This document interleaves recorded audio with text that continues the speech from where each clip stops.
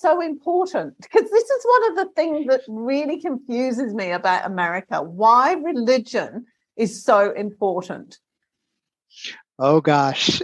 And I'm Okay. quite happy to change the topic if you want to. It's fine. No, no, Because no, I no, know no, no.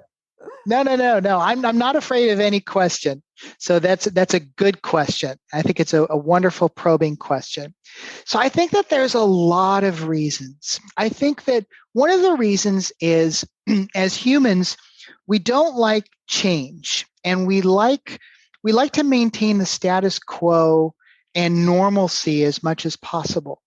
And so for people who were raised in a rather strict Christian religion, Baptist, whatever it is, that's their norm. That's what they're used to. That's the box that they live in, that they're comfortable in. And anything that's different is threatening to them. And so they label that as bad or weird or strange or what have you, and they distance themselves from it. And I think it has to do with a feeling of safety and security. Because if that type of person was very secure in their self and was not threatened by differences, different people, different religions, then they would be more open. You know, the Buddhist can live next door to the Hindu or the Christian or the Baptist, and everybody can get along. But if you're not secure, if you're not feeling safe, and you're craving that normal box for you, if a Buddhist family moves in next to your very traditional Christian household, you might feel a little bit threatened. You might feel a little bit unsafe. Oh, that's really different. I don't know anything about that, and I'm not sure I want to. It's very odd. So I think that's one of the reasons. I think it has to do with safety and the need to have some kind of normalcy or status quo. Another reason would be, as humans, we crave interaction. We crave interaction with other people. And many of us, if not most of us, like to affiliate or associate ourselves with people who are similar political views, similar religious views, maybe similar education or life experiences, maybe similar family structure, a man and a woman and 2 kids, or 3 kids and a dog and a cat. Something like that. We're always looking for our tribe. Who's out there who's similar. Oh, there's one. Let's connect with them. Oh no, they're too different. I don't want to deal with them. Oh, there's somebody. Let's connect with them. So I think it's this sense of affiliation or association with people who are like us. I think that's another reason. Why is there that feeling of insecurity, of not being safe? Because I think that within our DNA, we are always scanning for threats, and things that are different, we don't immediately recognize. So if you do an experiment and you place 2 things in front of somebody, and one of them they're going to recognize, and the other one they're not going to be so sure about, inevitably they're going to make an immediate connection with that familiar thing. Oh, I know what that is. I don't feel I don't fear. I'm not threatened. But that thing that's different, I'm not sure about that. My mind is scanning. Is there a threat here? Is there a fear here? It goes back to eons and eons ago. What were threats? Tigers, lions, bears, dinosaurs. But that person who looks like me from the cave next door, I don't feel as threatened, right? And so we're always looking for those things that help us feel safe. And I think that American society has changed significantly in the last 4 to 8 years with respect to tolerance of differences. I think that tolerance is at a very low level. It was at a low level. It still is at a low level. And I think it really comes down to fear of the different, because I don't feel safe when I'm surrounded or confronted with something that's different. And the other aspect that comes into that for me is I realized a couple of months ago that I don't necessarily talk to people from a different culture or background because I don't want to make a mistake. Because if I make a mistake, then I'm not right. So this whole little psychological thing that goes on. So I would be concerned if I went to Japan, for example, I wouldn't open my mouth or do anything because I'd be terrified of making a mistake. Yes. Like that's got to be in there somewhere as well. If we're a culture that wants to keep ourselves safe, then we can't make a mistake because then we'd be wrong, which would mean that we weren't right, which would mean that we weren't safe. Oh, but so much beauty in life is from either failing or making a mistake, because that's when we learn the most. And we can say something like, if I'm in Japan and I need something, I could say something like, I'm going to apologize right up front. I don't know the correct term for this. Can you help me? Showing some vulnerability. I don't need to be right. I know I'm wrong. I'm okay with being wrong. I just need some help. Yeah, and it's help, and people don't like being vulnerable, do they? Because there's a few times that I've done that. Look, I apologize for anything I'm going to say. This comes from a space of not understanding, not a space of wanting to offend or upset or cause any harm or anything. But that's again something that we're not taught to do in our societies. Yes. And my wife and I just recently got back from a vacation in the British Isles, the UK. So we went to Ireland, we went to Scotland, we went to England, we went to the Normandy area of France. And one of the things we noticed and appreciated so much about UK was everybody's willingness to say, please, thank you, I'm sorry, excuse me. The priority placed on manners over there compared to the priority placed on manners in America was so vastly different, and we appreciated it. And I think that, apology, forgiveness, that's a whole nother topic.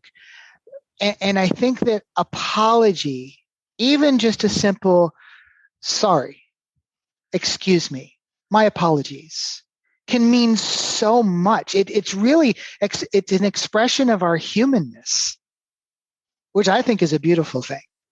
I hadn't even considered that. I'm from England originally, and that's one of my big things with the kids. You say please, you say thank you, and you apologize. Yes. And you can also take it too far. But it's something I hadn't even thought about it from that perspective, or thought about the fact that nobody else might apologise the way the British do, because we are one big apology. Yes. I think that apology can be taken too far. There are some people, in my experience, it tends to be more women than men, who apologize too much. But what I saw in the UK, what I experienced was just everyday things. For example, we were on a train and the train was very full, and we were sitting in an aisle seat, and people were walking by and they would simply say, "Excuse me, I'm sorry." It's just so simple, and I didn't feel that it was overly done.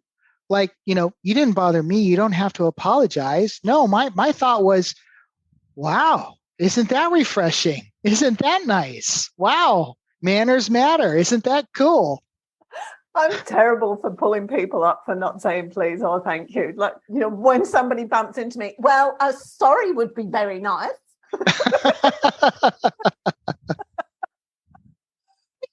I love that you respect your boundaries. That's awesome. Well, I'm also being right, let's not beat around the bush here. I like being right about that. When you're doing your negotiations, mediation in the divorce, how important and where I'm coming from is I hadn't considered the fact that apology isn't endemic in another society, and saying sorry and excuse me and all those kind of things. So if that's the case in American society, you got a few problems when it comes to resolving conflict. Absolutely. Because oftentimes or sometimes all it's going to take to resolve a conflict is an apology. An acknowledgement that somebody did something wrong, that what somebody did harmed another person in some way, whether emotionally or physically. And all it takes is a sincere acknowledgement that what that person did was wrong. It will never happen again. And acknowledging that it hurt that other person and sincerely saying, I'm sorry that what I did harmed you in that way. And, we were talking earlier about teaching our younger people how to communicate better in interpersonal relationships. And that's another thing that we just don't teach people, is how to apologize effectively. And there is a right way or a better way, and there's a wrong way. And what I hear so often is something like, well, I'm sorry if you got offended. That was not my intention. That is so wrong. Don't even try and make an apology if that's what you're going to say, because the other person is thinking, if I got offended, oh no, I was offended. And I don't care what your intention was, because this was the result. That's a terrible apology. A good apology, and there are examples out there, but a good apology is something like, I realized that when I said XYZ, that I offended you. And I am so sorry that I offended you with my words. I value our relationship, and I want to promise you that that will not happen again. And I want you to feel safe in our relationship and trust that that will not happen again. And I am so sorry. That's the way to do it. You acknowledge that what you did harmed the other person in some specific way. You don't try and justify your actions or defend your intention. And you promise them that it won't happen again, giving them some safety or assurance that you're going to do everything in your power to not have that situation happen again. And so I have seen in at least one case I can remember the power of apology. And real quick, I'll give you an example. So it was a husband and wife situation, and I represented the wife. And they were not getting along very well. My client, the wife, had an extramarital affair, which angered the husband. He was very bitter, very angry about it. And he took the position of, there's no way I'm going to give her any financial support after we're divorced. I'm just not going to do it. There's no way I'm ever going to do it. And in talking with her, asking her questions, I learned that he was very angry about this. And so I broached the subject and I said, how would you feel about sitting with him one-on-one and giving him a sincere apology for what you did? And she said, oh, I don't know about that. He's really angry. So I coached her through it. I taught her how to give a sincere apology. And then I gave them the space. The mediator gave them the space. She went in, she approached him. She invited him to a conversation. They sat together, just the two of them, in a separate room for about half an hour.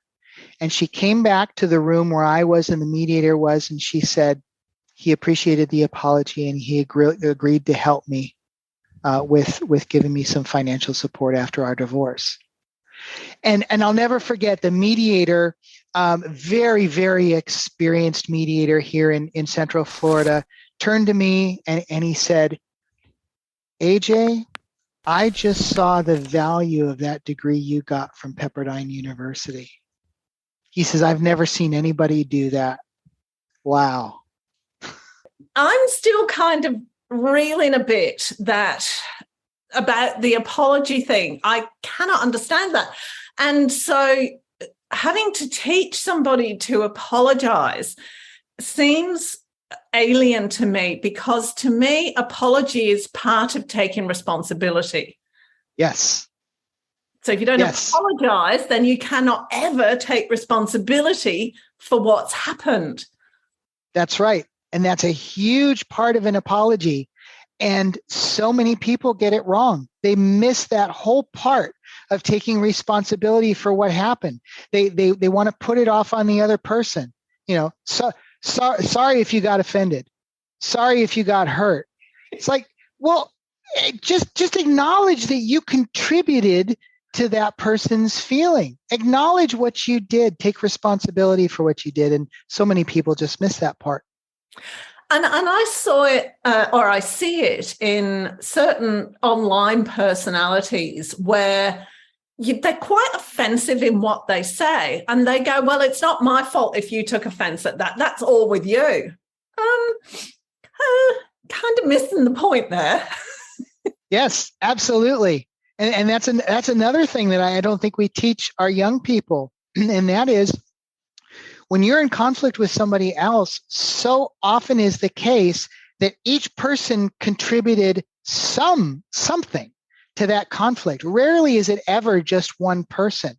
So to completely put it off on somebody else, to be blunt, you're missing the boat. You really should be asking something like, I'm not sure how I contributed to this struggle that we're having. Can you help me understand your perspective and where you're coming from and how I contributed to this? Because I really want to know. Because it's not about, some people would misconstrue or manipulate this into saying, oh, well, it's always all my fault and everybody else is always right. It's not about that at all, is it? No, it's not. It's get rid of the idea that somebody's right and somebody's wrong. Each person's perspective is valid because that's the way they experienced it. And you can't tell somebody that the way they experienced something is wrong because you didn't experience it through their eyes, their lens on the world. It's simply different. And you have to treat it that way. How do you teach people, or how would you want to, I'm stuck on this apology thing now. How would you tell people to include more apology in their life? What difference does it make when you apologize, for example, just for bumping into somebody on the street or pushing past somebody on the train or something?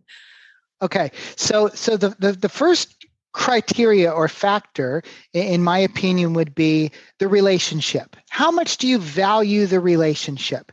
If it's a relationship that you value highly, then apology is huge, absolutely huge. If it's somebody on a train, if somebody in an elevator, and you don't have a relationship with that person, a simple sorry, excuse me, oh, my apologies will do. You don't have to give a whole drawn out apology, taking responsibility for what happened. The relationship isn't there, so it doesn't matter. And what is the outcome of that? The outcome of which? Of apologizing. Because I personally can't see it because I'm in among the apology. But what is the result of taking that kind of responsibility and just going, I apologize, excuse me, do you mind? Okay. So the result of taking responsibility for what you did and acknowledging how it impacted the other person, the end result is that this other person, the person you harmed, the person you offended, will likely hear your apology, if it's sincere, as an acknowledgement of them as a human being and a person with value. And that is huge. That is so important to each one of us as a human being. We want to feel acknowledged. We want to feel valued. We want to feel like we have a right to take up space and breathe the air that we do. And when you don't apologize, you miss out on giving that other person a gift, really, a gift in helping them see you as somebody who sincerely cares. And so what I've seen is like that example that I gave you, somebody who is immovable in a position, getting a sincere apology and a recognition of what happened, willing to move off of that very, very firm position. So that's the result of a sincere apology. And I was, when in all your stuff, one of the things you've given a talk about is apology in business, isn't it?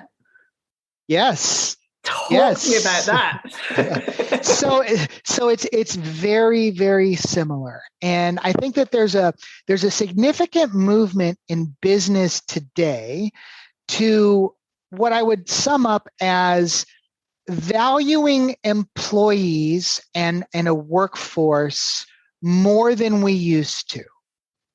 And so the power of apology is even more important now. So for example, in a very old traditional top-down type of management structure, a manager might go to a subordinate employee and say, "You really screwed up this report. You did not do a good job. My boss came down hard on me, and I just needed to tell you that you really screwed up." And that employee might say, "Well, I based the report based upon the numbers or the statistics that you gave me. All I did was build the report based on information that you gave me." And that manager will say something like, "Well, all you need to know is you need to do a better job next time." What a missed opportunity. And so that's in hopefully the old top-down type of business structure. Today, where we're a lot more collaborative, where we value employees a lot more, I'll just use my own firm as an example. If my paralegal made a mistake on drafting a document, what I'm going to do is I'm going to talk with her in a very non-threatening way, and I'm going to say, "Hey, look, none of us is perfect. I'm not perfect. You're not perfect. But I noticed when you drafted this document that you got this person's name wrong, and everybody's name is really, really important to them. So what can we do to make sure that we get the name correctly?" If she says to me, "Well, AJ, I just got the name from the information that you had actually typed into the case when they first hired you," I have an opportunity there. And I can say, "Oh my gosh, I didn't know. I'm so sorry. I obviously entered it wrong, and that caused the error in the document. I'm so sorry. I'm going to need to do better at that in the future."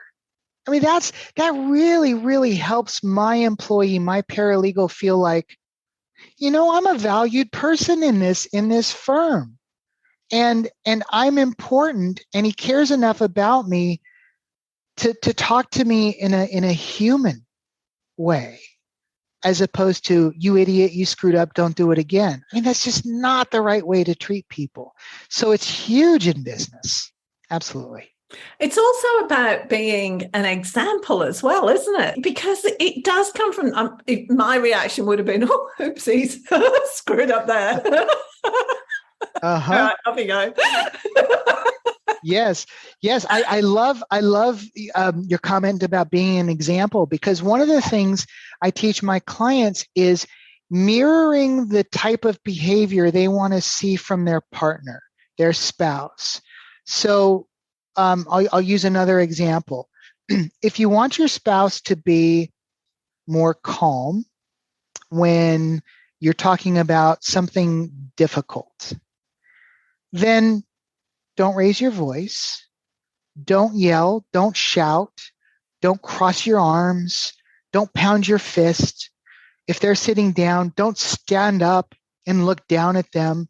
mirror the type of behavior you want. So if you want them to be calm, if you want them to be civil, you need to be calm and you need to be civil. And there's a whole volume of literature written on things like social contagion. You know, we as human beings, we look to other people for examples of how we're supposed to act. And so if we see somebody in conflict acting in a very calm, mature, non-threatening way, we're more likely than not to mirror that and act in the same way. So be an example, absolutely. Yeah, it's really interesting, isn't it? It's interesting you say that about being surrounded by other examples and stuff of how to behave, and yet we don't want people who are different to us being around us. Like when you think about the Florida mindset, you know, they've got their little thing, they know how life's supposed to look, but in actual fact, the only way we can grow at all and have examples to us is by experiencing those examples. It's really interesting. Yes. There's such a dichotomy in the human nature, isn't there? It is. It's absolutely fascinating. It's the difference between someone who is open to different experiences and maybe putting themselves in a position that makes them feel vulnerable, that makes them feel uncomfortable, versus the person who wants to live in their very confined box, or they want their life to be a very defined little circle, and they don't want to venture out of that circle. And what I like to call it, that little circle or that box is your comfort zone. And some people are willing to get out of it, and some people are never willing to get out of it. And really the only way we grow as people is to get out of our comfort zone. Because by getting out of our comfort zone actually expands. It becomes bigger. We become more comfortable with more things. We become more comfortable with people who look different from us, who sound different from us, who act different from us. And that's a beautiful thing. My mind's gone off on another little tangent here, but if there are any psychologists listening to this, it'd be really interesting to look at the correlation between the ability to apologize and feeling safe. That'd be. That was where my mind went. Yes. Wow. That's wow. Yeah. Fascinating. I know that'd be a whole other series of episodes. That one, that'd be a great one to analyze, I reckon. Because because if you can't apologize, then you're not taking responsibility, and then you've got to be right all the time. And if you're going to be right, you've got to keep yourself safe. So where does that all fit together, and how do we break that cycle? I think one of the things that can be done is helping the other person that you're having a conflict with or a difference of opinion, helping them feel safe. And I'll use another example. I love examples, so I'll use another one. In a business setting, if I'm a manager and I'm going to talk with my employee, and my employee is out on the floor in a cubicle, if I want to create an unsafe environment, I'm going to walk up to their cubicle and I'm going to start a conversation out in the middle of the floor with all their coworkers around them, so that their coworkers can hear everything that we talk about. That's creating an unsafe place. Creating a safe space is inviting that person to step outside, to go to the coffee shop down the street, maybe to come back to your office. And if you do go back to your office, you close the door, you draw the blinds, you put your cell phone on mute, you put your phone on do not disturb, you turn your computer monitor off, and you give that person your 100% attention. And you don't sit across the desk from them, you sit on the same side of the desk as them. So creating a safe space for people, and that's just an example, I think can help alleviate this need to defend, to feel right, it almost transforms it into a collaboration. We're working together to figure out what went wrong here and what we could do to fix it and prevent it in the future. So creating a safe space, that's a whole other topic all by itself. That's another rabbit hole we could go down. And attached to what you were saying is the skill of listening, because it's a learned skill. And many people do not know how to listen to somebody else. And that can prevent anything ever escalating to the point of non-talking, non-negotiation. That's right. I don't know about you, but for me, if I'm having a conversation with somebody and it's clear to me that they're not listening to me, I want to end that conversation fast because I don't feel valued, I don't feel acknowledged, and I don't feel safe. Yeah, hey, don't feel safe either. No, I hadn't even thought of that. Yeah, I just tag out the conversation. Yeah. Yeah, listening, yeah, absolute skill. I've always been more of a listener than a talker, and it's gotten me into trouble. I've worked for Fortune 500 companies, and I've sat in meetings and I've said nothing. And my manager will meet with me afterwards and say, "How come you didn't contribute anything to the meeting?" And I often say something like, "Because I didn't feel that I had anything to add.